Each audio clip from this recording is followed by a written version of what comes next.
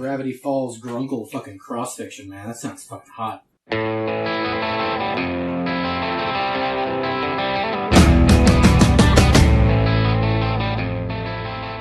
Hello, and welcome to this episode of the Alien Familiar RPG podcast. I am Clayton. Kyle Perkins. I'm Nina.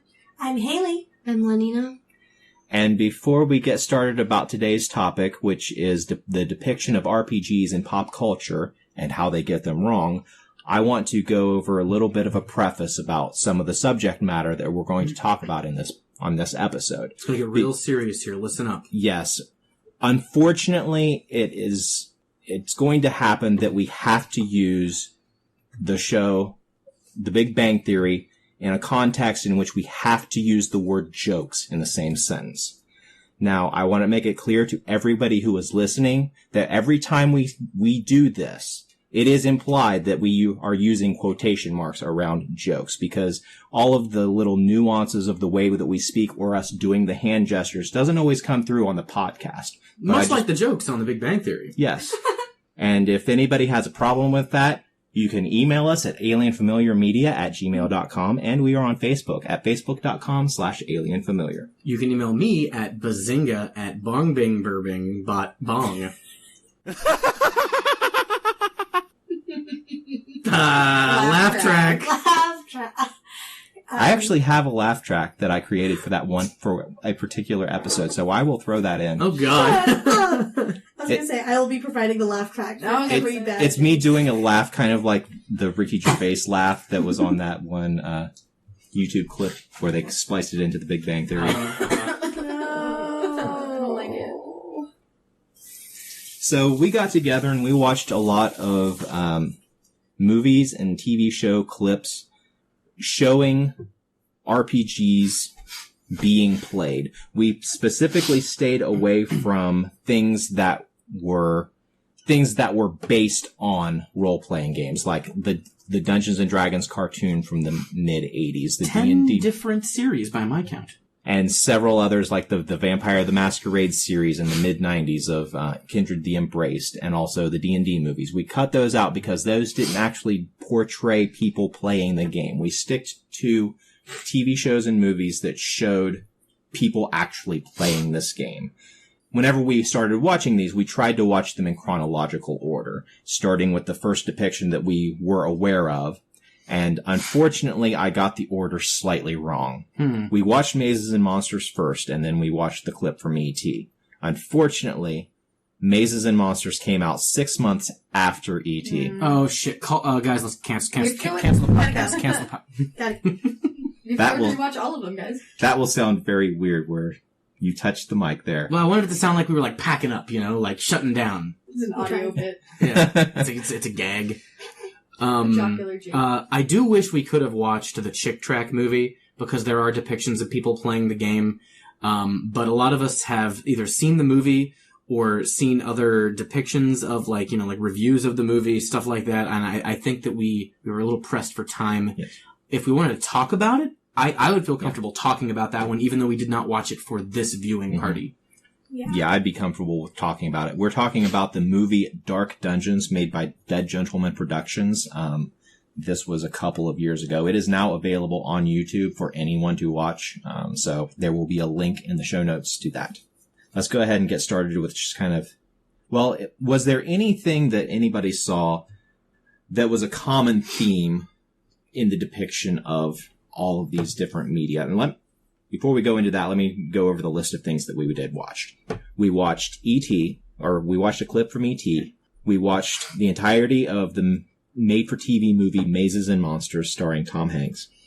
We watched a snippet of an episode of The X-Files called The Unusual Suspects, the backdoor trailer for the Lone Gunman series. Don't forget that Mulder's dad is also a character in Mazes and Monsters, and we think Deep Throat. Yes. The guy who plays Deep Throat, not anything weird, is a character in Mazes and Monsters. We think. We're pretty sure. If you know that, I couldn't find it on IMDb. A lot of characters not listed in that made-for-TV film. For some reason. We also watched Freaks and Geeks, the episode where James Franco's character joins the geeks in playing D&D. We watched an episode of the web series Fear of Girls. We watched snippets of an episode of the IT Crowd, an episode of Community that was all about the group playing D&D, and we also watched a clip from Stranger Things and a clip from Gravity Falls. Oh, thank you. I think that's everything that No, we watched The Big Bang Theory. Yeah. Clips from an episode of The Big Bang Theory. I just keep wanting to block that out. Oh, I can't even block it. Oh, what?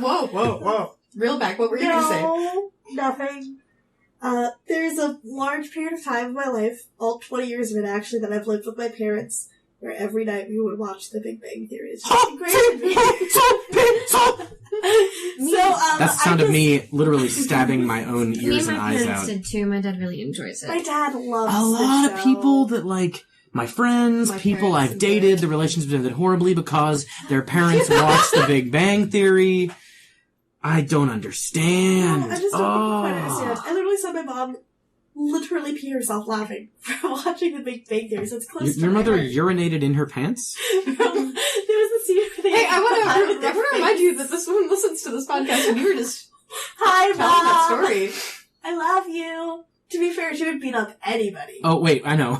Was it the episode where Sheldon and Peony, like, get together and they talk about, like, things about nerd things and then there's a laughter? No. Man, I It don't was think the this is. scene where it I don't was think this is what this taking podcast time. is about. Ugh. Anyway, Alright, we cut just that. bring it on Cut back to that. E.T. Sorry, Bob. Let's go back to a fucking good product. E.T. the video game and all the cartridges that are buried in the goddamn desert. Yeah, they found those, right? They found them. They really did that. Once Yep. again.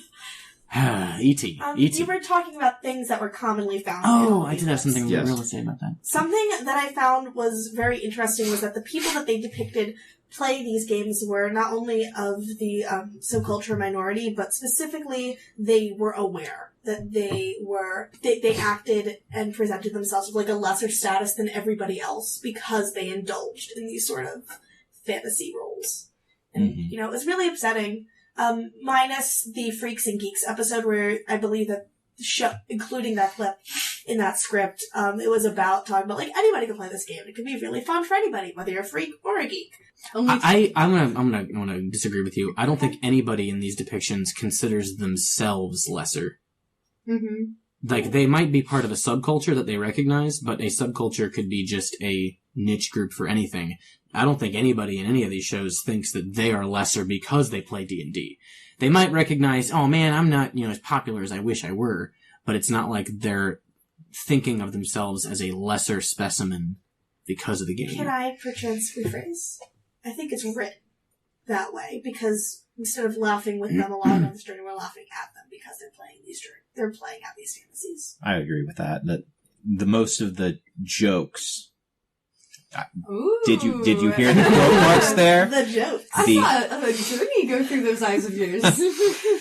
Involved are just saying a phrase that might be involved in the game in some way, and that being what passed for the joke. It's just a reference to something that is in the gaming hobby. I remember, like, distinctly in the Big Bang Theory, at one point one of them just says they're going to stay in and play Dungeons and Dragons, and then the laugh track plays, and I'm just like, Mm-hmm. a joke. That's if you will. a jape. To quote the No. biggest bang theory, let us play Dungeons and Dragons like teenage boys that will never sleep with the teenage girls who sit around chatting all the time. Cue the laugh track. Ha ha ha ha ha ha ha. It's funny. It's funny. It's funny how this hobby, there's this hobby that people really enjoy. It's funny how it's a joke and how Big Bang. You know what? You know what's actually Bring it funny? back. We're That gonna bring nerd it girls back. can get laid and guys can't. I don't.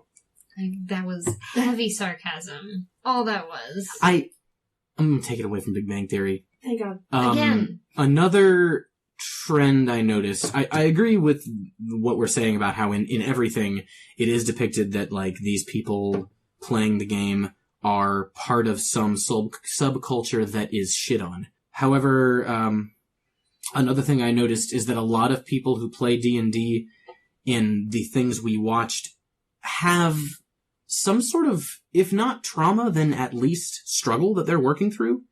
And in most of them, I think it's interesting to note that they work through their trauma or struggle by playing the game.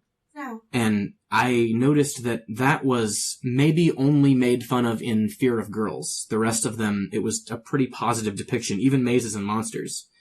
It's a bunch of misfits who come together and have a great time with each other and work through issues in the fantasy realm, so to speak. I think that's pretty cool. I agree. I think the best example of that was the community, right? Wasn't that IT Crowd's community episode? Where they specifically had organized this session of Dungeons and Dragons to have somewhat of an intervention for their friend that they thought was in danger. And the way that they showed that through showing these lenses of fantasy, through allowing people to play out the best parts of themselves, that you can find another reason to continue on. And I think that was a really well-written episode. I actually really enjoyed that interpretation, even though it was slightly unrealistic with the way that they played the actual game. I agree with you, although Community is a show much like It's Always Sunny in Philadelphia about a bunch of fucking assholes, every single one of them.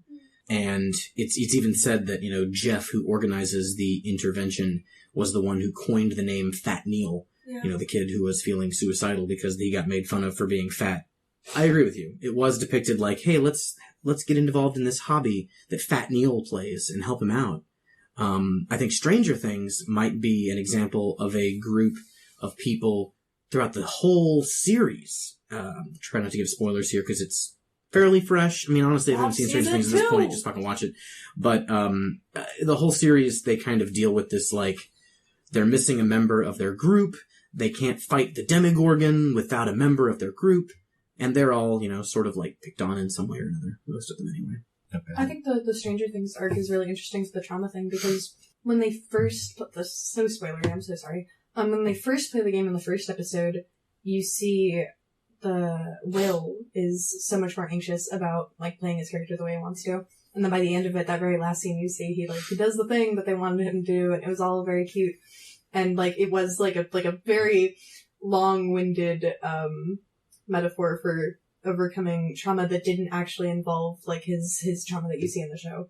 One thing that wasn't in every single depiction, but it was in several of them, was the outsider who is really looking down on the group being brought into the game and then genuinely enjoying themselves and telling everybody, hey, I'm pointing to the Freaks and Geeks episode as the most poignant example of, at the end, James Franco's character just comes out and says, hey guys, I really had a lot of fun doing this. Can we do this again?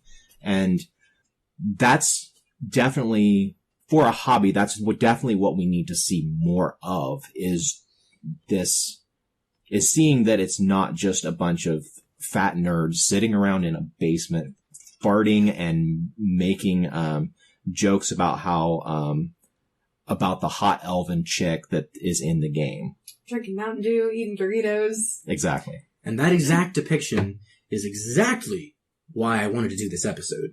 Because that's what you see in many different forms of media. Fat nerds talking about banging the elven chick, drinking Mountain Dew, eating Doritos, maybe at the same time. Resting a Mountain Dew, on her back. It's, it's bad. It's a Mountain bad... Dew through a Doritos straw. Yeah, no, exactly. You got it. I would never do that, but,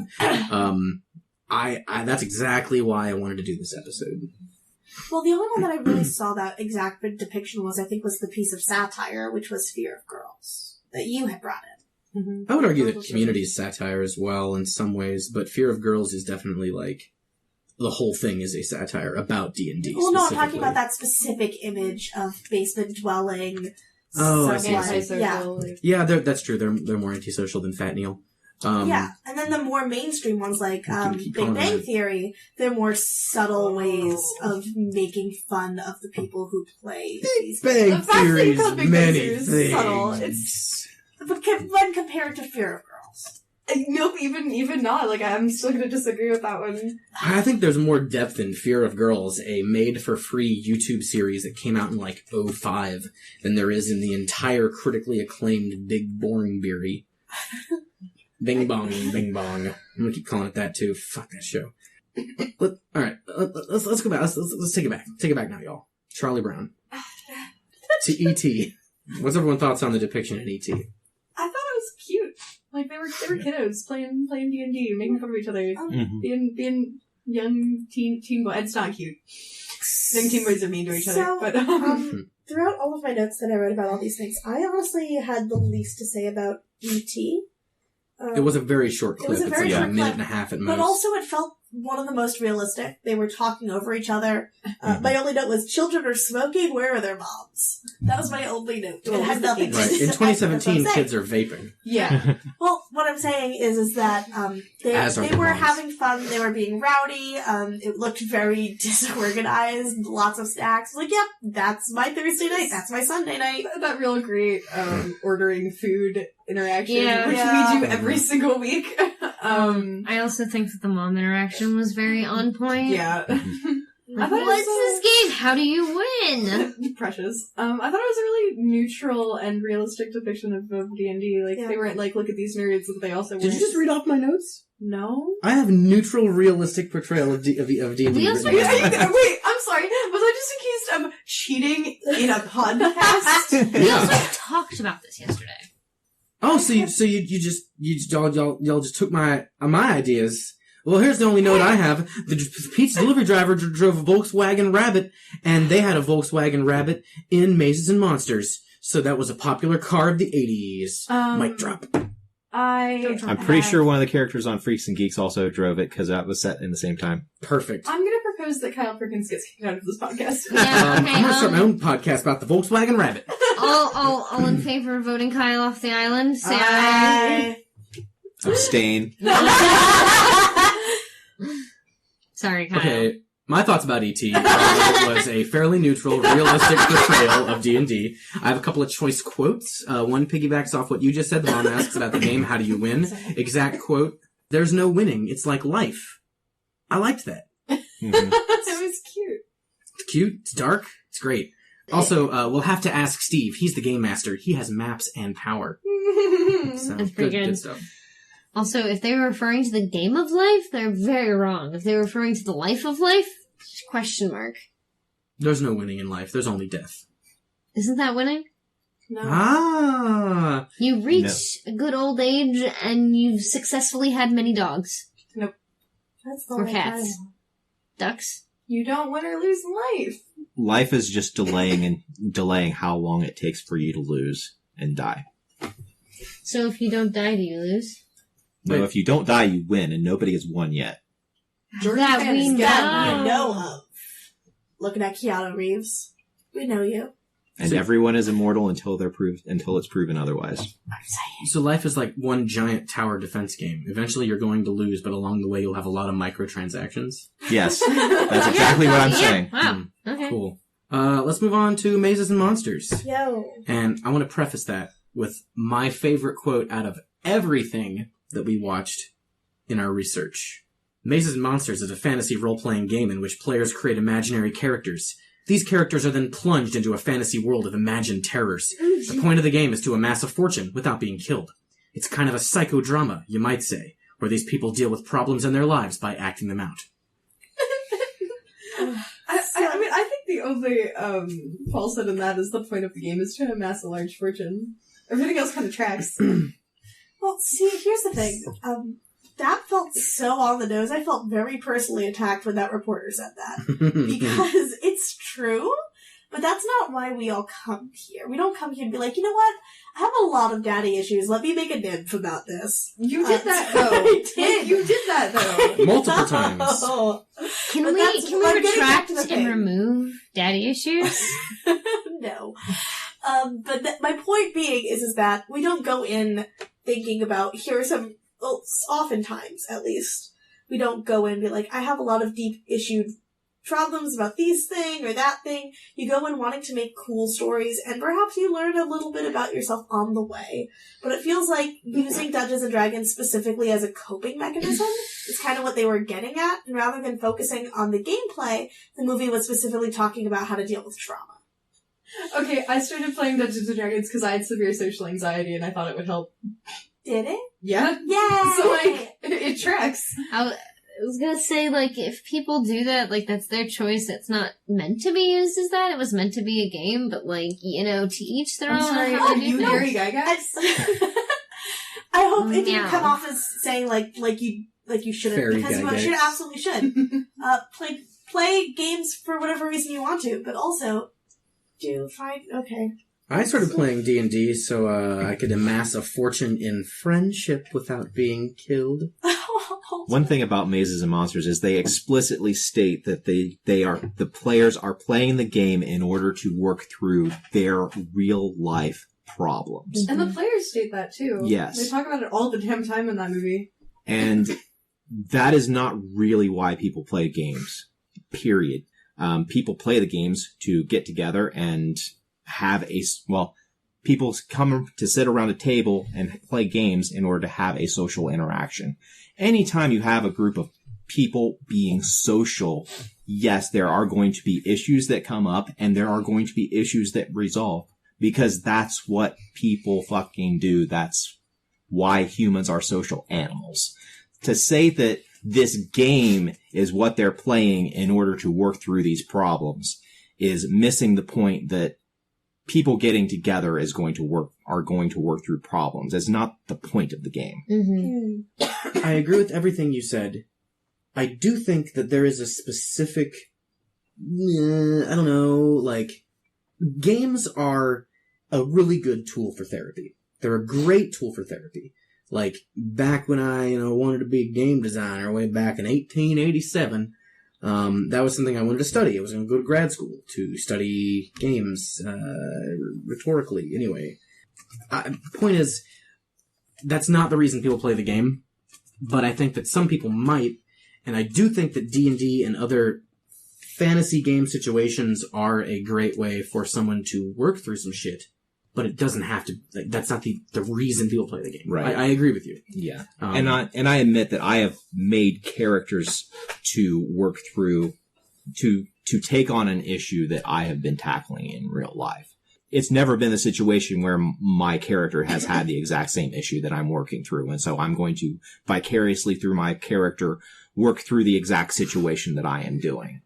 I've done it like the way that a novelist writes a character into a book that is essentially them, and they go through an ordeal and they come out the other side.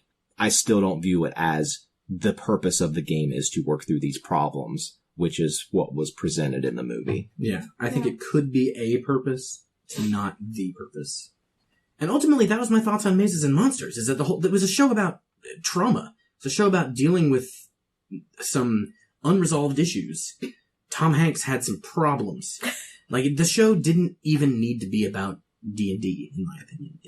D&D was like a weird vehicle. It's like using a pickup truck to haul around a bunch of damn... Actually, pickup trucks can haul just about anything. It's like using a Volkswagen Rabbit to haul around a bunch of damn CO2 canisters. Like, it's not gonna do it well, but it'll get you there. Something I do want to bring up, which might be not slightly off topic, but taking it in a different direction, is that Mazes and Monsters was one of the only clips that we watched that involved a female player. Throughout watching all these clips, it was often men. A willing female player. That's absolutely true. She was, a willing female player. When it came to several of the other ones. Yeah, actually, the only other one would have been Community. And they were all basically roped into it because of... Oh, true, but they all kind of were like, okay, we'll do this. It wasn't like many of the other clips we watched, which were, oh, I don't want to play. Oh, sit down, girls, it'll be fun. Big Bang Theory. Penny having to drink her potion of liking them, or whatever. Potion of likingness? I don't care. I, found some info during some research that Mazes and Monsters was based off of a book called The Dungeon Master, which was based off a real-life event. Inspired by a real-life event about James Dallas Egbert III, a student at Michigan State University, and had gone missing in some steam tunnels, henceforth missing in the caves. We've got steam tunnels here. I was gonna say, yo, guys, Mazes and Monsters! And in bouncing off of that, I guess it was, Mazes and Monsters incorrectly tried to portray that event and did so rather poorly. From what I'm finding, at least. And the book was apparently more descriptive through inspiration, but I'm not entirely sure. It sounds like it may have been like a spur of the moment. Look, these teenagers were obviously going through something, and they were playing Dungeons and Dragons, and it was like grabbed upon by, media, and they took it and blew it up into proportion, and that's where Dungeons and Dragons and the plot hook came in of the trauma versus the game. But Nina, the most frightening monsters are the ones that exist in our minds. Oh, you mean the best scene in the entire movie? I think the most unrealistic thing about the D&D depiction, the playing of the game in Mazes and Monsters, is that when your D&D friend suggests LARPing, like, no one wants to actually do that. we have... Shh! It's a joke. We have limits. We have limits here. Nobody wants to do that. Nobody do you know what else was We don't harsh unrealistic? on other nerddoms. Do you know what else was unrealistic? The absolute fire hazard of having 27 candles on the table. Oh! I mean, fire hazards didn't exist back then. Oh my god, didn't you exist have back paper, then. you have paper and cardboard figures and candles everywhere. People know that's a fire hazard. So many candles. Actually, They were also going around a cave where people were proven to have been lost. That's exciting, though. hey, according to the movie, they work out their problems in the caverns and then they leave them there. Not our D&D group. We seriously, like, we just, our problems come to a boil in our D&D games, and then we just kind of, like, Ignore fester them. and, like, just really get all salty about them It's why throughout the we week. all actively hate each other. Yeah. Well, that's because we do it in a home instead of in a cave, obviously. Sounds Let's like go we into should the fix steam it. tunnels. My house is kind of a cave. But you're here consistently, so that... Is the yeah, problem's I'm like a specific. bear. To use a different analogy, playing D&D here, and also this is like where we hang out. We can't leave it behind because we're shitting where we're eating. Yeah. If we were to go yeah. out and play it somewhere else, we would be able to leave it Guys, what wherever. if we played in the crawl space? Jesus Christ. Talk about horrifying. I think that's about all I have to say about Mazes and Monsters. I really do like that JJ wears 3, 6, 9 different hats. He's quirky. He's a quirky He likes guy. playing He's a quirky characters. character.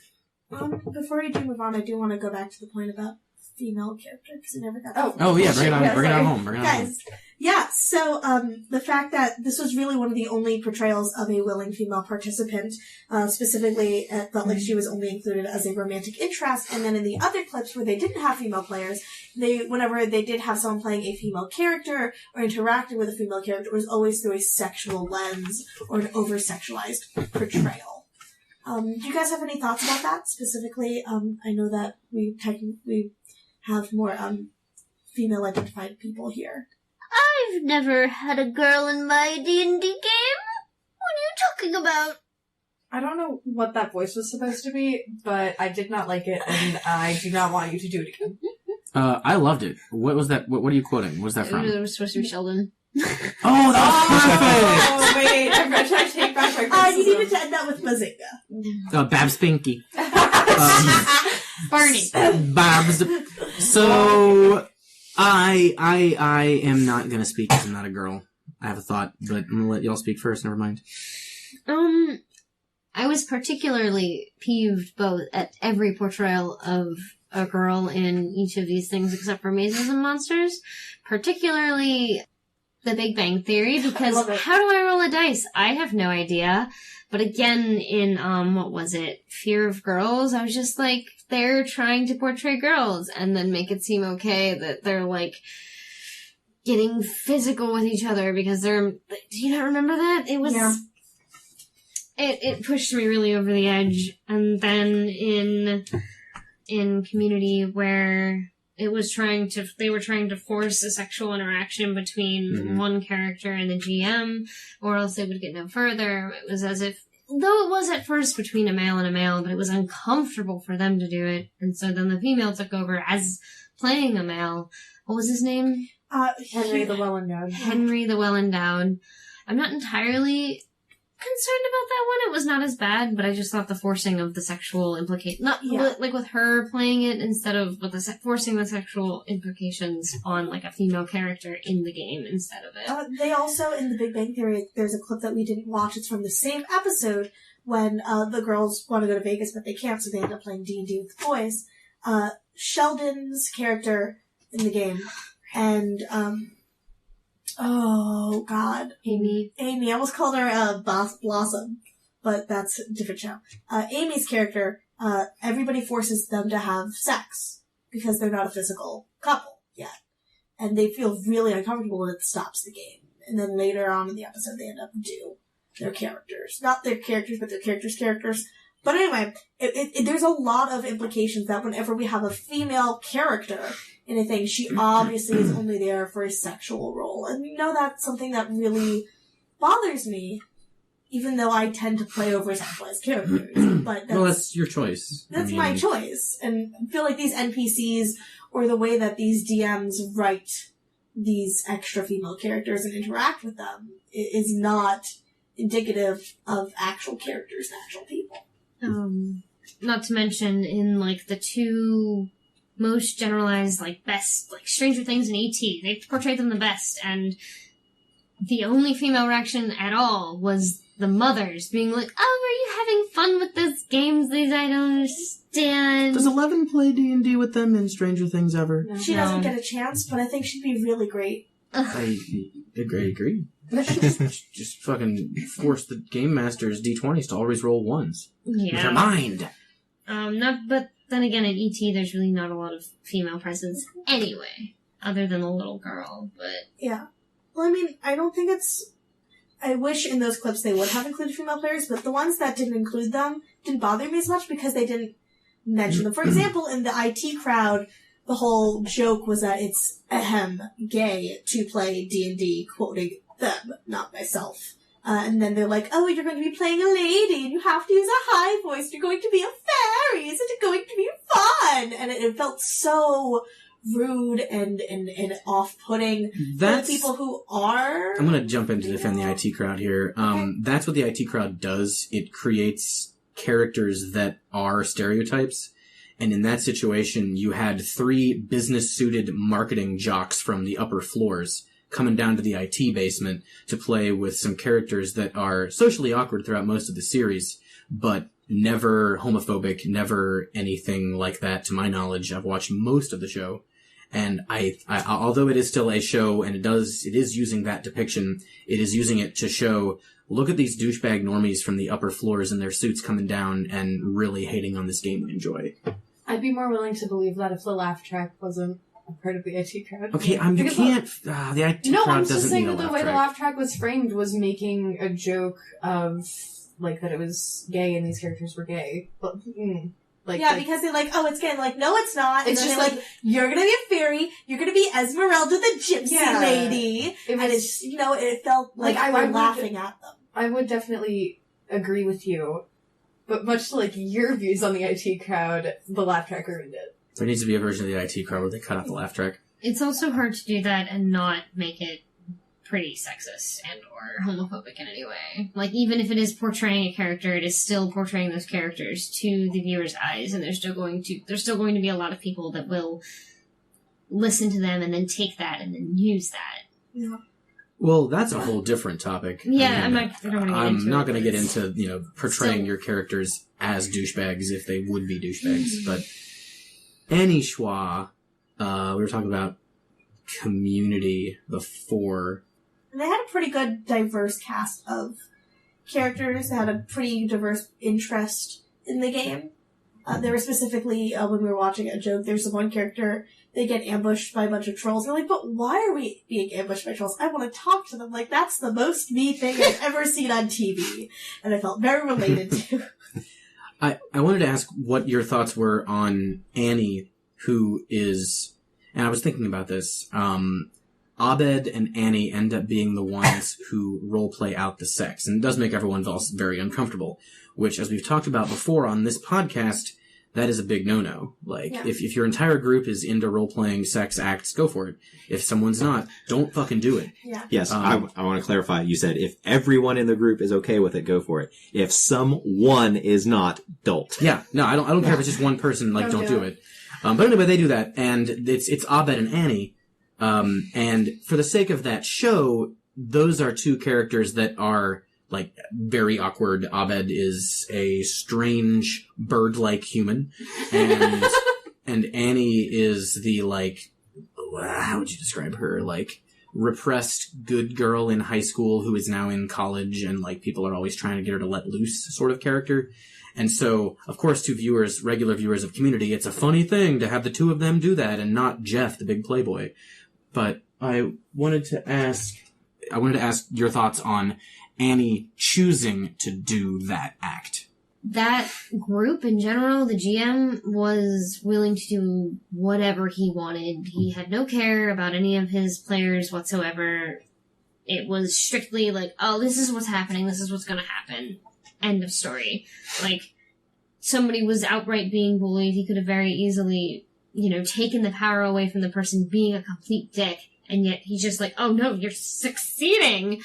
But as the power of a GM, as I've seen, like, you can stop things. You don't have to make these things happen. Not to mention, he already tried to force the sex acts. Like, he wanted it to happen. It is all up on, I think it was shitty in general, but I don't watch Community, so I don't know if that's a common trend or issue. I agree with you. I think Community was one of the worst portrayals we watched of D&D in terms of accuracy.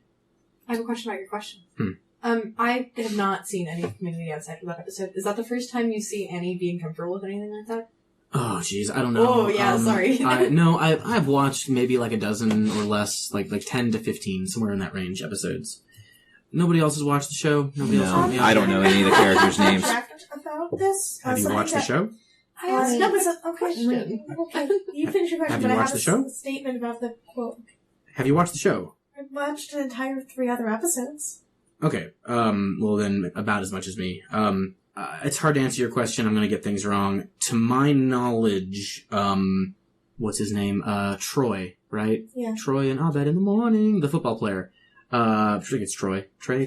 It is, He and Annie are like an item, and they went to high school together, and you see both of them, and in this episode as well, the football player is like comedically taking notes about sex as Annie, the person who is portrayed as the like goody two-shoes character, fucking regales them with their sex act. It's, I know for a fact that over the course of the show, she becomes more comfortable with it. I don't know where this episode falls in that trend. Cool. I was just curious. I want to point out one thing about this particular scene that we're talking about is that the attempted, like, sex act portrayed in the story between the game master and I can't remember the guy's name. His character. Jeff? Yeah, his character. And then Jeff shuts that down. Annie takes the initiative then to portray out that scene.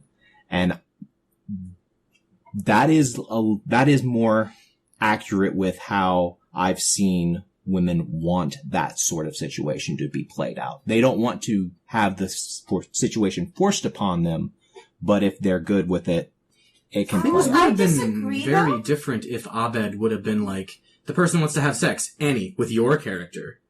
Like, I think that's classically shitty. Like, for the shitty GM to single out the only female player and be like, my NPC wants to have sex with your PC female player. Like, ugh. A few things to But that's not what, that's what he initially wanted to happen with Jeff's character. Jeff's Right. character.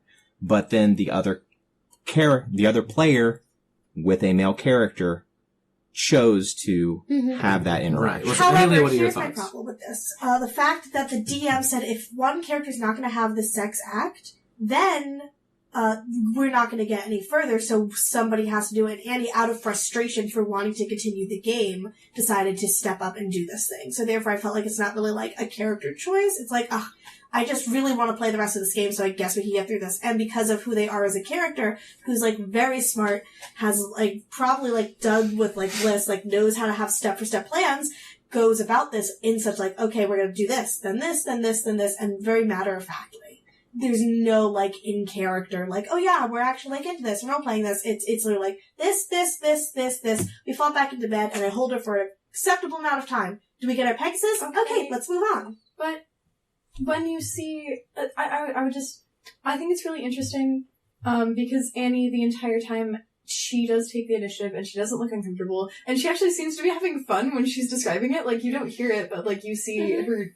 I think she also turns to Jeff and says, let me show you how it's done, or something like that. And then afterwards she seems really smug and happy with herself, and I just think it's interesting. I wish it wasn't a weird thing that Abed did, and I wish it wasn't at the expense of other players, and I wish it wasn't just like a really weird situation, but I think it's an interesting plotline for her in the overall storyline of Community. I just didn't know that. At first I was just like, oh no, please no, don't do this. But that's really interesting. I didn't know that. I think overall, her choice was like, the forcing of the sex act was not, like, they could have definitely found another way to do something. They didn't have to get the Pegasi from the maiden. They could have left. But she wanted to take the initiative, and she chose to. She was not forced to, in or out of character. She decided this was the easiest option, and this is what I'm going to do. She could have skipped the gruesome details that seemed like everybody hated, but was enjoying herself, so did not. I think it's clear, Hayley, that I agree with you, that Abed was at fault for wanting to force that interaction. Like, hands down, that's fucking shitty. I recognize and agree that with most pop culture depictions of D&D, you do see female players usually ending up in a sexual situation. And that is unfortunate, and I'm not sure, although our game group is such a weird special unicorn. Every game group is a weird special unicorn. Well, but in the sense that kind of shit doesn't seem to happen in our group.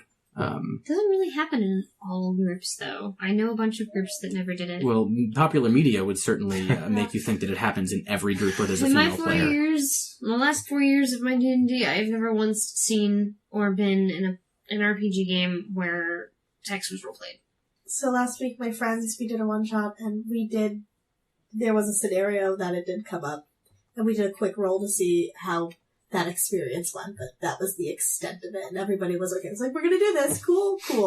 So it's not an often occurrence, but it does on occasion happen. I would also like to point out that our very last episode about Magocracy, the topic we ended the conversation on was how spells could be used to enhance sex. I have no problem with sex in your role-playing games as long as everyone's consenting. I think that was a really good conclusion rule for life. we came to on our podcast about relationships and sex and games. Check it out. Episode number, insert episode here, Clayton. Episode 11, Romance in Games. Good.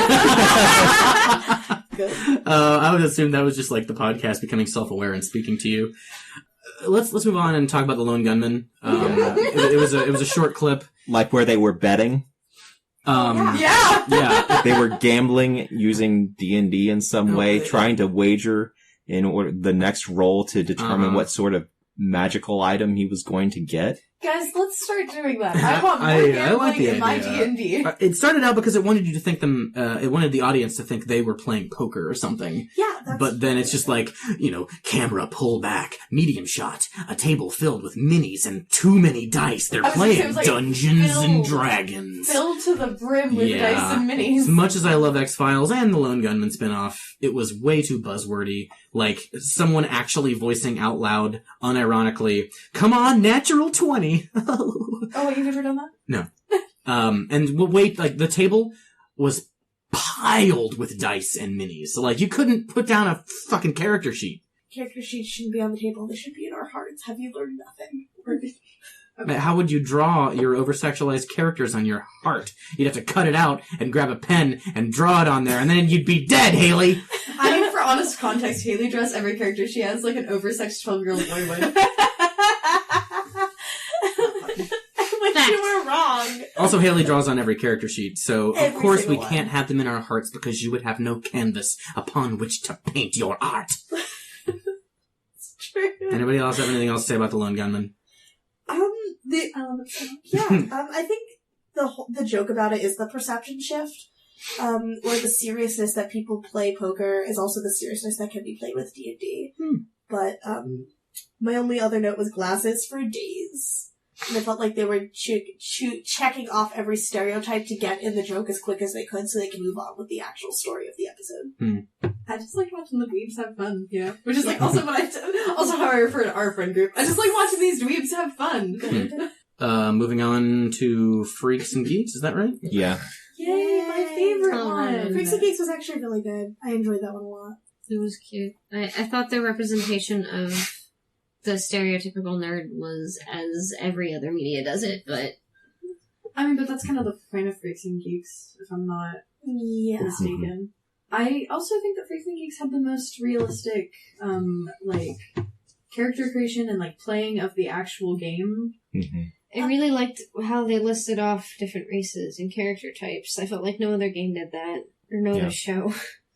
Yeah, plus they talk about, the strengths and, the fun of it. For example, the main character, whose name I don't know, let's just call him Franco, whichever one it is. James. I was almost wrong there. James Franco. James Franco, he rolls a dwarf. And he's like, I don't want to play a dwarf. And they're like, oh, but here are some really cool things. Like, well, I want to be a fighter. Well, here are some really cool things that dwarves can do and fighters can do. And if you don't want to do that, there are some other options. And it was very an inviting environment where I felt like the new player wasn't constantly making fun of it. Where he was like, oh, this is really strange, just so you know, I don't really know what's going on. And it was a very welcoming, inviting environment that he really ended up loving. Do you know what else was really realistic about it? What? The fact that he was like, I'm gonna name my dwarf Carlos. And they were like, oh, come on, really? He was like, yeah, it's gonna be my dwarf's name, it's gonna be fucking Carlos. Yeah. I thought it was interesting that James Franco didn't seem like, oh, this is fucking dumb. Instead, he actually looked a little bit self-conscious. He was like, guys, I don't know how to play this. I don't know. I think what he said was like, oh, okay, I'll play, but don't expect me to be good. Oh, yeah, no, exactly. Yeah, that was it. A couple of choice quotes I liked. However, one of them hits a big pet peeve of mine with portrayal of D&D in media. So, one quote I liked was, you get to pretend to be someone you can't be in real life. But a quote that hits the pet peeve is, watch out for the DM. He's sneaky. He thinks being the DM gives him a license to mess with our heads. Community is maybe the biggest culprit we list here, I believe.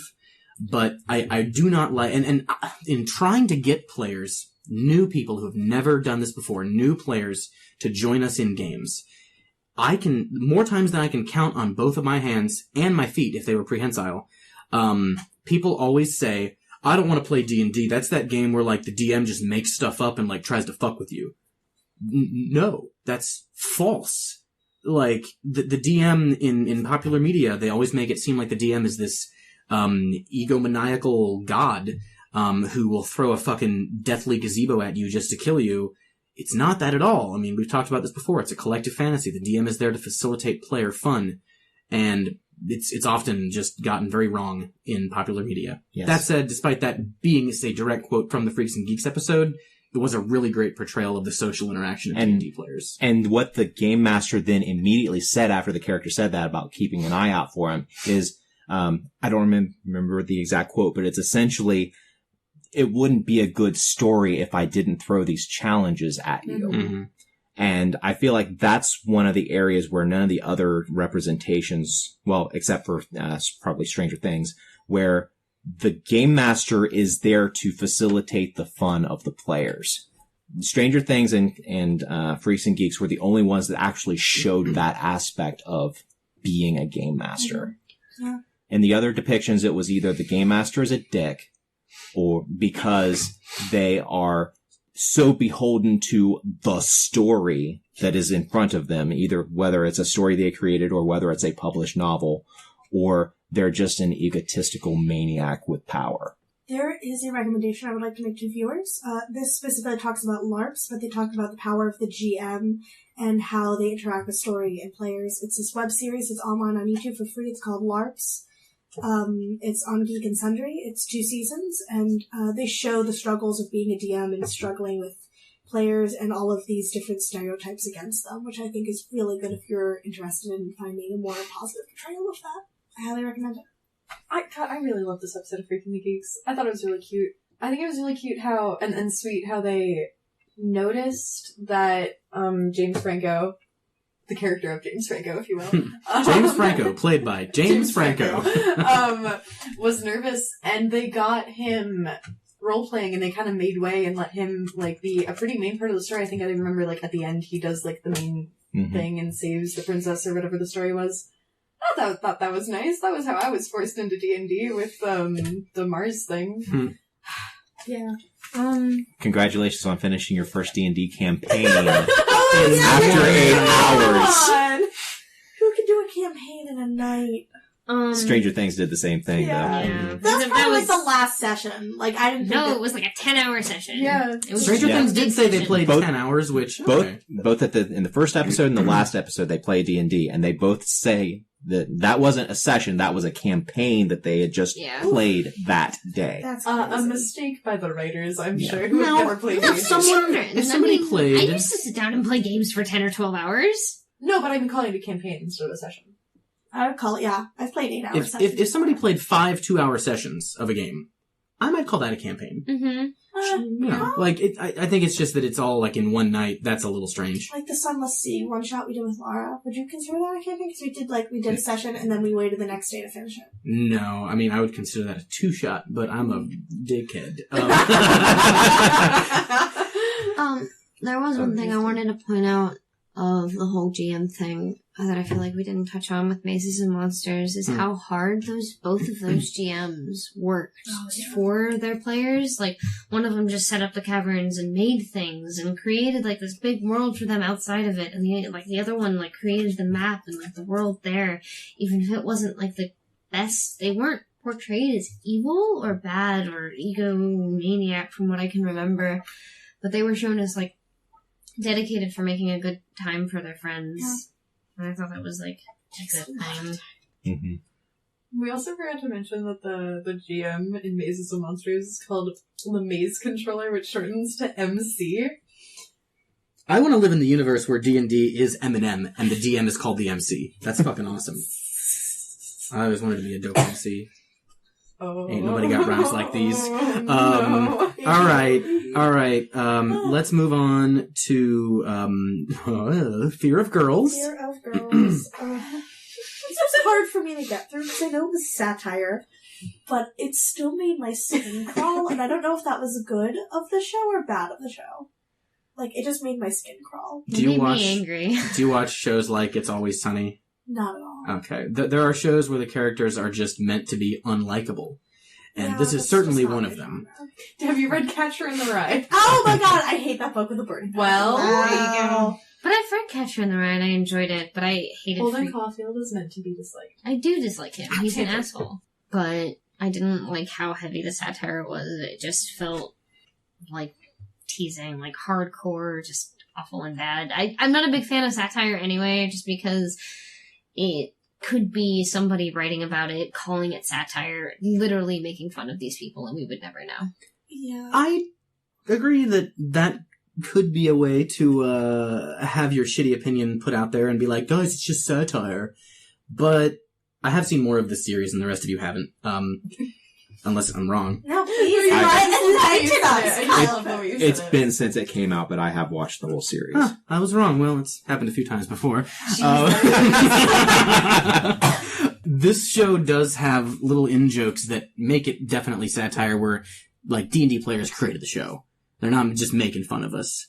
Like, I don't just create adventures, I become them. My campaigns are multi-layered tapestries that would, quite frankly, be too strong for your hobbyist gamer. Like, you've all seen those dudes, usually Magic the Gathering players, that make fun of I know them. casuals. I mean, I love watching nerds make fun of themselves. It's the same reason I constantly, like, berate KP by, like, saying, making Mountain Dew and Doritos jokes. Like, it's fun. It's fun to make fun of your hobbies and whatnot. I think it might be if there weren't people doing that same exact thing for the fact to make fun of them. Like, there are people that take those exact characters and then portray them in, like, that light for that specific reason, to make them look bad. I think that's the difference between Fear and Girls and Big Bang Theory.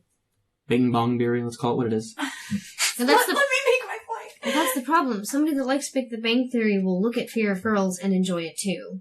most likely. No. I'm not entirely sure because I haven't seen Fear of Girls, but it still gives off, I guess that's my issue with satire, is like, somebody will take it seriously and will berate people like this and be like, oh, you guys are terrible, look, you guys are actually probably gay. I guess you can't really, I don't know if you can really claim that something's bad because somebody will take it in a bad way.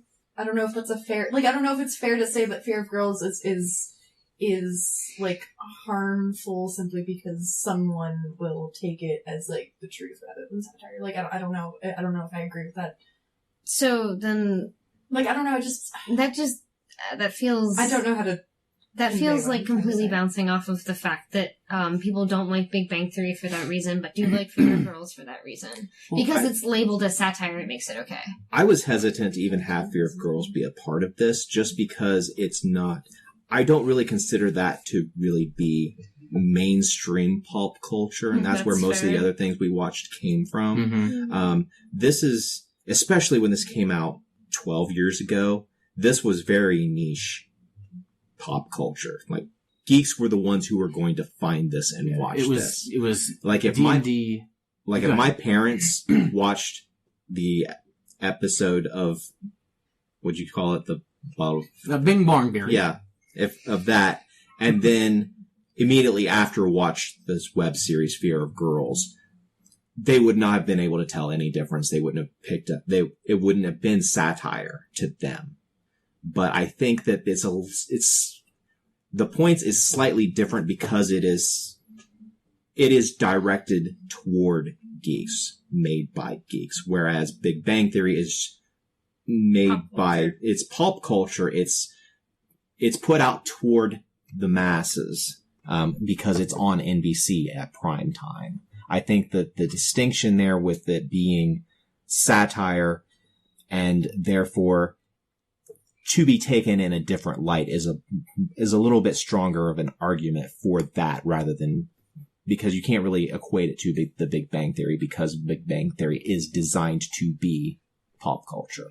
Way to convey what I was trying to say in a non-rambly and garbled mess.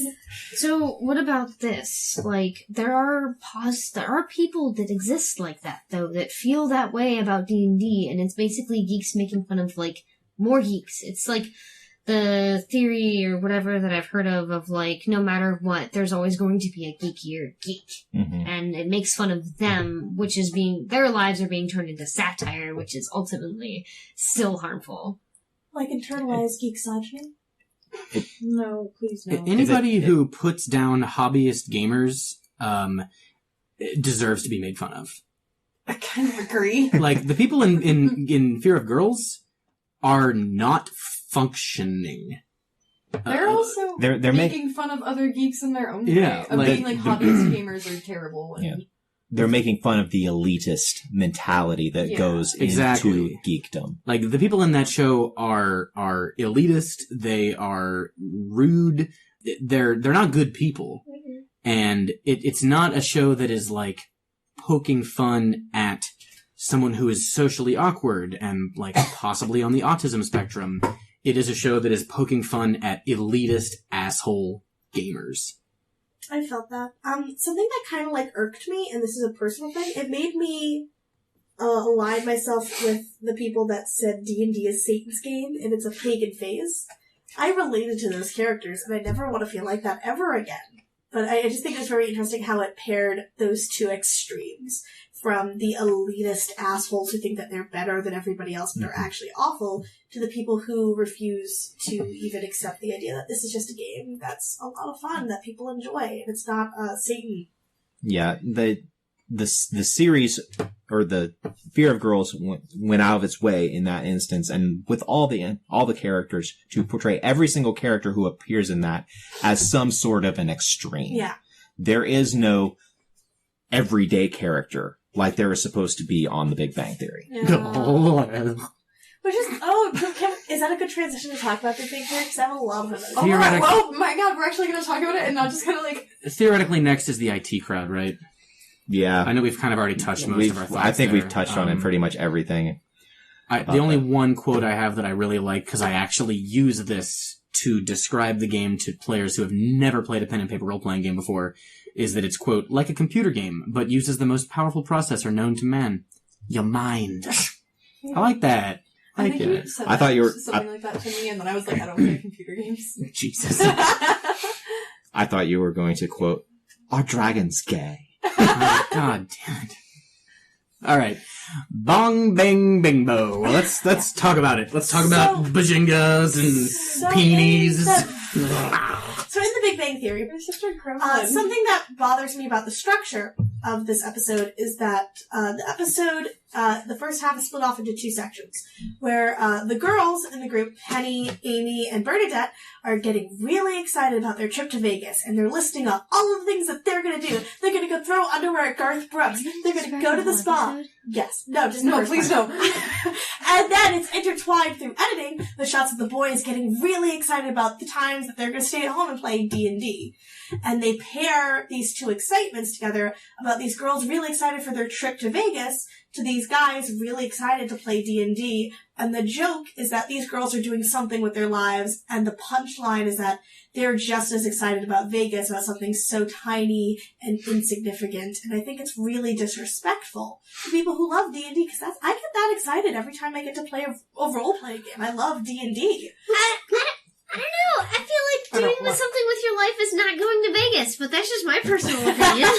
I also Blowing money don't and want to vomiting. align myself with anybody playing D&D in that episode.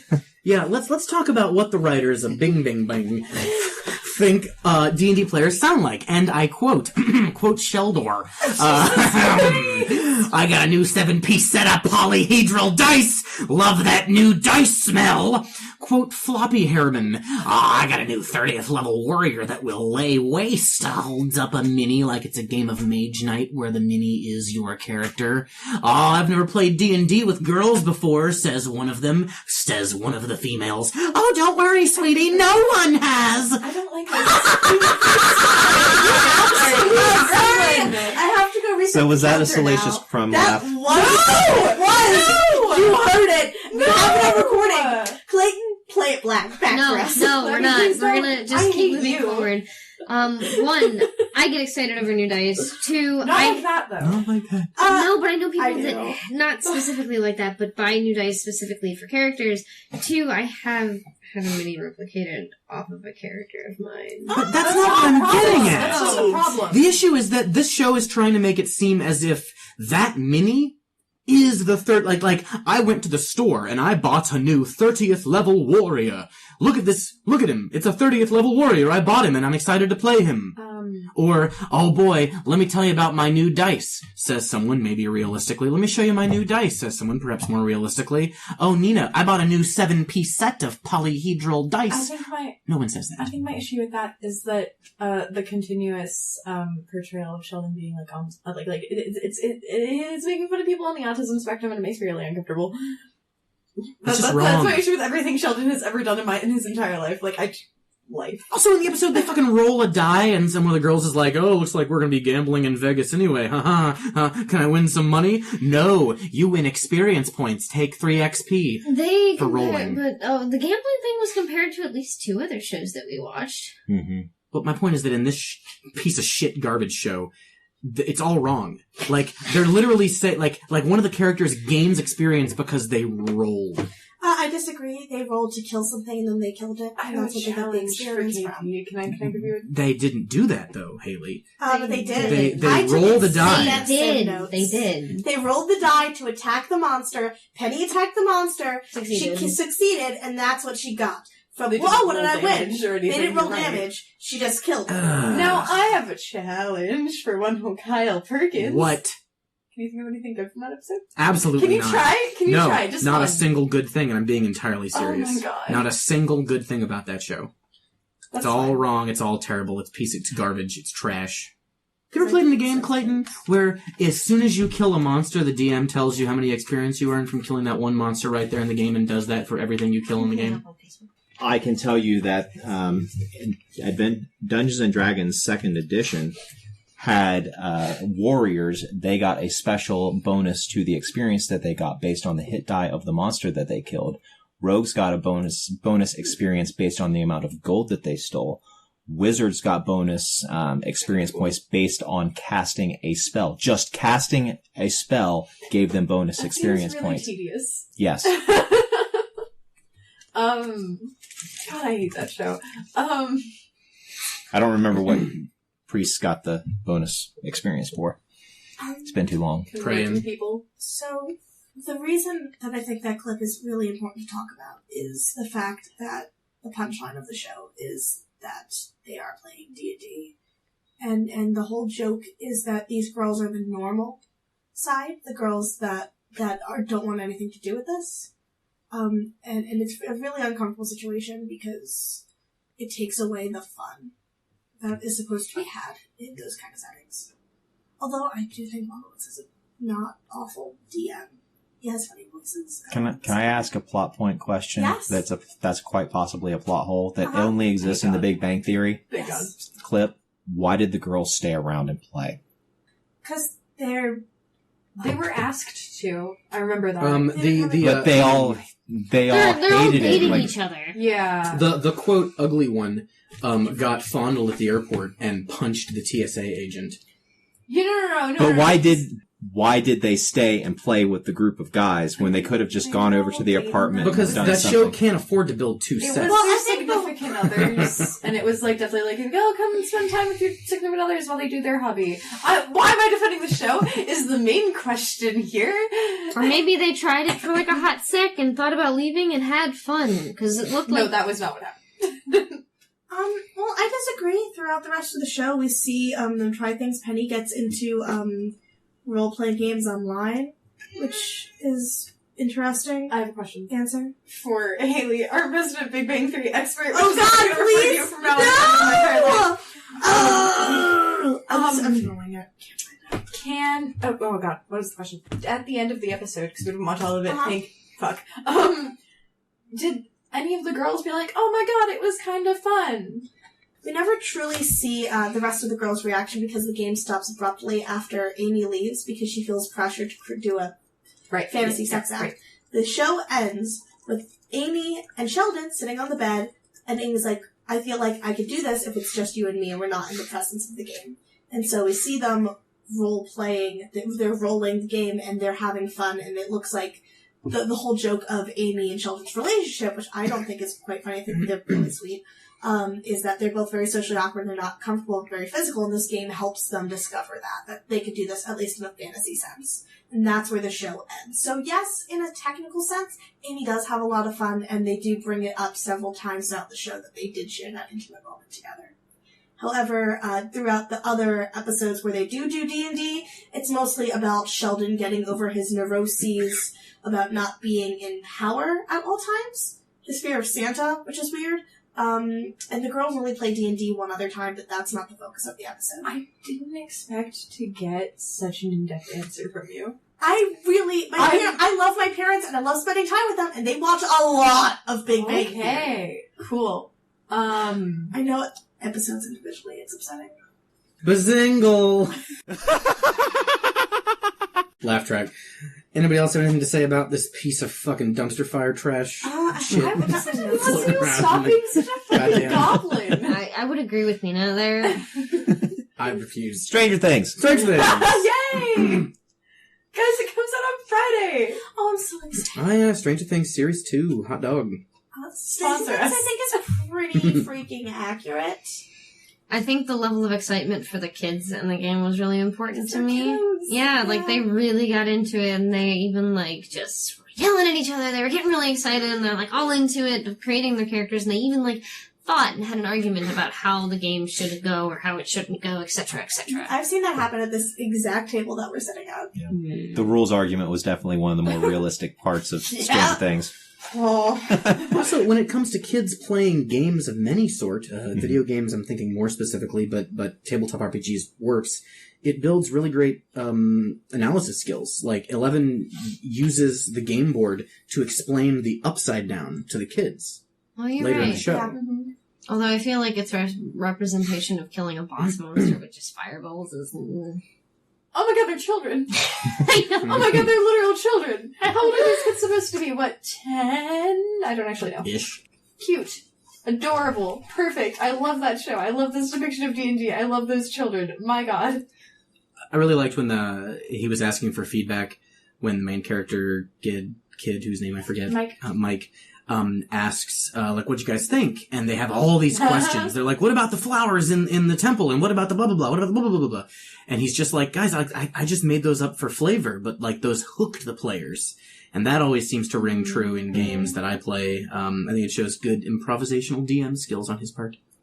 I feel like another like really big thing that I saw was where the Demigorgon came out and they're just like, "Oh god, what do I do? It's my turn? Ah!" And they look to the other players and they're just like, "Heck!" And they're like, "Use Fireball!" And they nod his head, "Use Fireball!" And he used Fireball, and I thought that was really cool because that happens a lot in our games. Yeah. Something that I think is really interesting is, while Stranger Things might be the most recent to come out, it's also set in the 80s, which harkens back to the first clip chronologically, which was E.T. Freaks and Geeks also was made in 2000, but it was also set in 81. Yeah, so I think Is there a Volkswagen Rabbit in Stranger Things? No. No. Like, I would be They're surprised kids, if there they're was not. bikes. I desperately want there to not be. So, something... Yep, there is. What did... Okay. Oh, no, yeah, it's a Volkswagen Cabriolet, which they later renamed the Rabbit anyway. Is it what Barb drove? Of course I knew. you would. I knew it. Anyway, something that I think is really interesting is that while it might be the most recent, it harkens back to the good old age of D&D, and it shows them at like their purest, where in modern implications of the Big Bang Theory, we see it's already something that's like has a deep context to it. That's interesting. Connotation. Although people who are freaks and geeks play D&D in the 80s, I think you're kind of right. It wasn't yet this big cultural fucking joke to be ground into the heels of society. Like, it's just a thing, and it's more kind of odd. Subculture than a joke, like a and like a joke. Like a pop culture like punchline. Yeah, like it's in the collective unconscious now of people in 2017, like, D&D, haha, we're so used to seeing that as the asshole, like the fucking butt end of every joke. But in the 80s, it seemed to be more of a subculture. There was a backlash with the whole Satan thing going on, like, oh, that's a scary Satan's game. But I would almost rather have that happening than, like, everyone thinking that D&D is just this, like, weird, stupid hobby. I don't know. I would rather be considered a stupid hobby than having to explain to people that, like, no, I'm not a devil worshiper. Cool things. That sounds awesome. Hail Satan. Perhaps a slight transition, if anybody would like to go around something I'd like to know. We've talked about how it's already been portrayed. In the future, or if anybody who's in charge of media or writes for media is listening out there, what would you like to see as we press forward? In TV shows and online shows, what would you like to see portrayed about D&D and people who play RPGs? Female players. I would love to see more female players who are actively enjoying it. There's a YouTube series coming out right now. Not just enjoying it, but wanting to play it from the get-go. There is a series coming out. I'll have to give Clayton a link to it so you can put it down in the description. But it's an entire series about these 4 women playing D&D, and one of them is the DM. I was and going they're to really say excited about it. specifically female DMs. Yeah, no, it's a really, really cool, and they're on their journey, and it's not about them being women playing games. They're just, we happen to be all women, and we really want to write a show about playing RPGs. And I'm really excited about that show coming out. What is it called? I will have to give you more information, but I'm subscribed to their channel on YouTube, so I will give you guys a link in the description. So I think the last show we watched, has anyone any other things to say about Community? We talked about it pretty exhaustively, I feel like. The last show we watched was an episode of Gravity Falls. Haley, what was it called? Do you want to take point on that real quick? Gravity Falls, they have an episode called Dungeons, Dungeons, and More Dungeons, where they talk, it's in season 2, so there's a lot more plot heavy. So spoilers for people who haven't seen Gravity Falls. Cool. So, were you waiting to hear, like, the audience to call you? To be like, wait, don't say it. No, just like pause. Okay. So you know, because I know I was really upset that I almost had it spoiled for me, and then I watched it. But anyway, so season 2, the 2 pairs of twins, Grunkle, Stan, and Stanford, and Dipper and Mabel You see them sort of branching out where Mabel and Grunkle Stan are more like loosey-goosey, childish, immature. They want to watch Detective, while Dipper and Stanford want to go hunt anomalies and do mathematics and graphs, and it shows the dichotomy of these two siblings and their relationships, but trying to find ways to interact with one another where they get sucked into this mathematical game of the people who don't technically want to be there, who've been making fun of it the entire episode, and they have to learn how to use their imagination to save the day. I think it's really important background to point out that Dungeons and More Dungeons has a 1 of 36-sided die. 38 sided die. Which is impractical in my opinion. But I think that's a silly jocular jape that I enjoyed. It bothers me, okay? A 36-sided dice. It's not very realistic to the idea of gameplay, but the portrayal of the characters and playing the game seem important. But the game itself is based on probability, less so than anything else. There's a lot of more math to do, and then eventually they roll the amazing and intriguing infinity-sided die, because that intrigues me, but not a 38-sided die. One thing that I did like about Gravity Falls was the subversion and reversal of the hot elven chick was a hot elven dude. It was Orlando Bloom, everybody. Let's just say it. It was a Legolas. And I thought it was pretty great. It turns into a real-life game. No, I did enjoy that. That was funny. And another weird bit was there was no, moves. They just made them up as you go. And I thought that was pretty interesting. I'd be willing to play a game like that. It'd be cool. It's a battle of wits and creativity. Hang on. Most of you did play in that Apocalyptia game I ran. Har. I literally did not know the rules to that game at the time I was running the game. Was not here for that one? That, it was right before you joined. Oh, okay. I was just like, what are we talking about? Again, that's a pet peeve of mine, not as big as a pet peeve as the whole, DM is megalomaniac, but where it shows, people playing D&D and they just, make shit up and roll a fucking die, and it's just like, oh yeah, there we go, that's D&D, right? You just say you're doing something and you roll a die and that's good enough. There are never any opposed rolls. Gravity Falls' depiction of D&D is... there were opposed rolls in Gravity Falls, though. Yes, but Gravity Falls' depiction of D&D is paralleled only by Community in its absolute inaccuracies. Oh yeah, for sure. Now that said, I liked that, there were the two adults, one who played, one who didn't, and the two kids, one who played, one who didn't. That was an interesting thing to see, cross-generational, action going on there, between, the kind of, people who look down on the subculture and those who play in it. I also thought it was interesting that Mabel and Kringle Stan weren't, normies. They were dweebs, too. They were just a different type of dweeb that was oh, but I would never do that. AKA how we're oh, but we would never LARP. There was a thing, but it's gone, so... what would you guys consider the most accurate, gameplay depicted in... I would either say Stranger Things or Freaks and Geeks. Freaks and Geeks was also pretty good. We didn't see the gameplay in ET is the only thing that we saw the setup. Yeah. The food that's the one I very want to accurate. see. It's the actual gameplay of how to play D&D. None? Actually? I wouldn't really point any of them to be this is how you play. No, but the most accurate.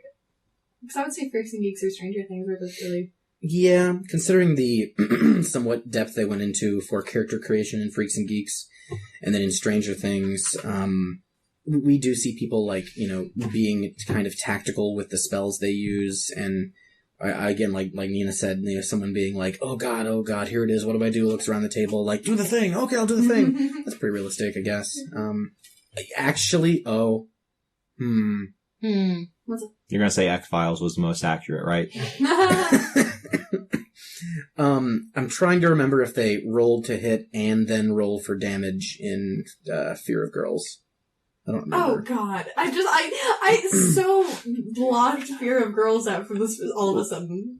I enjoyed it and I thought it was funny, but I just didn't even think of it. Yes, let's truly be geeks and get as pedantic as we can whenever we're saying which one showed the most accurate representation. Did anybody roll for damage ever? With Fear of Girls, there was definitely I want to sleep with her. Okay, roll a die. Give me a roll. Yeah, I had to do that. That's something that was That's something that was pretty much evident in everything we watched. I want to do this. Roll the die. Roll them. Just roll that die. It's back. It's returned. Sorry. Your thought? It left and then returned again. Something recently that I saw that I found to be a common trend in like games of GMs who don't really know what they're doing or like newer GMs or like a homebrew system the rules are not as important as having fun. Mm-hmm. And I feel like that is something that is often touched on in Stranger Things, because Will was just willing, as soon as he got like a good roll, to just go with it.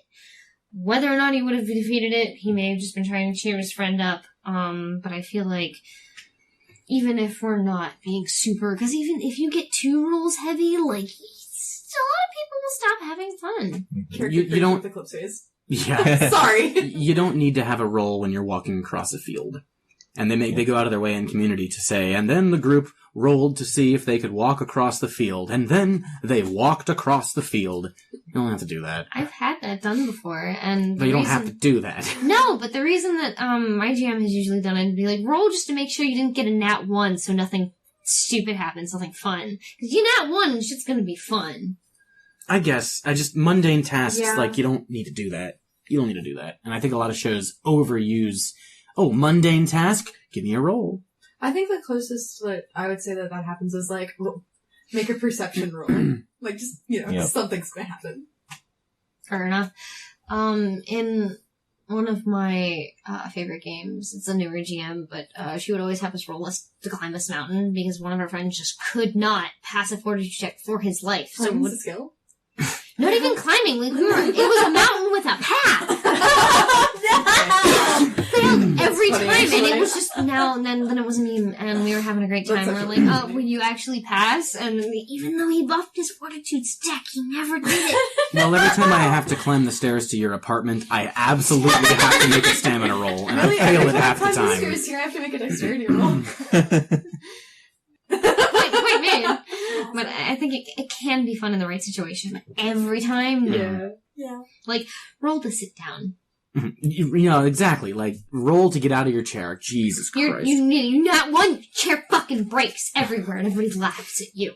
Because one in every 20 times you sit down in a chair, it breaks. Right, yeah. Well, that's in been my life. in the launch pad, actually. But I don't know. I thought It's because I get my chairs from dumpsters. Oh, look, he's not even talking the about goblin's back. The goblin's back. Well, gang, we've talked about everything we watched. Anybody have anything else to bring up? Overarching themes they discovered? Pain points? Pleasure points? Nothing is ever accurate. Ever.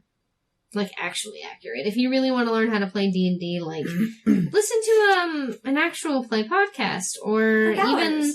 There's some animated YouTube videos of some decently popular people doing D&D as well. Yeah, Tabletop, Harmon Quest, they all have really good depictions of people playing the game to basically show other people how to play the game. Time is great. It's really good. I would say a good one if you want a funny depiction of new players playing D&D. The Adventure Zone is really funny. I second that. Yeah. It wouldn't be great if you're like into like rules heavy D&D stuff, but like it's a fun, like these boys are improv comedians and they're playing D&D for the first time, most of them. It's a fun show. Podcast. But overarching themes.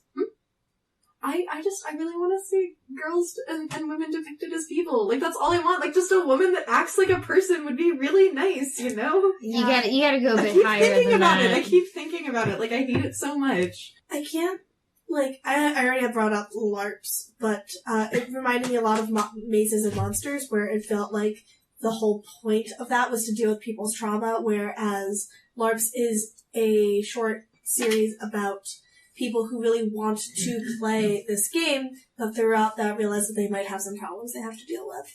And it's more depictions of that these people exist outside of the game. They're real characters. They're real people. And we are real people. And I want to see more of that on more mainstream places. And I definitely think that our media is capable of it. Nerd culture is becoming so huge. I mean, it's almost the ideal. People are nerdy. The biggest blockbusters are Wonder Woman and Spider-Man and all of these comic book movies, and it's becoming a bigger and bigger part of our world. So I think that our media needs to update itself with its viewers and how many people are being access to these really cool hobbies. Right, good luck. I agree, but good luck. Well, that's my job. I'm trying to be a playwright. I'm trying to do a thing. So watch out. Me in 20 years, coming for your podcast. Interesting that it's big enough that we're seeing shows that are no longer produced by the niche for the niche, but produced by the niche for a broad art audience. I think a lot of Geek and Sundry stuff ends up feeling kind of boiled down, commercialized. Lark's was a few years before they started their whole gentrification of that company. Gentrification, interesting new word choice. I don't know if I would say that. It's continue your point. Maybe blandification. I think if you don't want to listen to a podcast but want to watch something, I have not listened to The Adventure Zone, but Harmon Quest, it does, it's not a lot of rules heavy stuff, but it is funny, and it is a relatively accurate depiction of playing the game, albeit one where the DM rolls for the players, which I know some groups do. And also there is a female regular player who is a character. Wow, a real person. Yeah, imagine that. Wow, one entire female. Very impressed. They have a lot of guests, but, one regular. You only need one girl in the group, right? What are you talking about? Which one's this? Harmon Quest. It is Okay. Dan Harmon, I know. group of Yeah. people sit around a table and play, and then another group of people sit around their computers and animate them playing the game, and they have Which a I think different is celebrity great. guest every week. Nice. That's really Please cool. sponsor us. We love you. Well, guys, what do you say we stop this bullshit and start rolling some dice? Zinga! No. Hi, this is Beth. I thought I couldn't possibly hate The Big Bang Theory any more than I already do, but then I watched The Pop Culture Detective on YouTube. God damn it, I fucking hate Big Bang Theory. Who are you? My name's Jordan Fannin, and I attest that I hate the fucking Big Bang Theory and anything else that tries to tell me when to fucking laugh with a goddamn laugh track. I laugh when I fucking want to. Oh, so like the IT motherfuckers. crowd. Fuck the IT crowd. You heard it first here, listeners. This is KD here. I couldn't make the last podcast, but I just wanted to say, fuck Big Bang Theory. And call 1-800-772-9130 today, and you too Here we go. could somehow fuck the Big Bang Theory. It's just a dime a day, ladies and gentlemen. That's all you need to save poor, innocent workers who have to laugh to that shit all the time. Please, think of the children.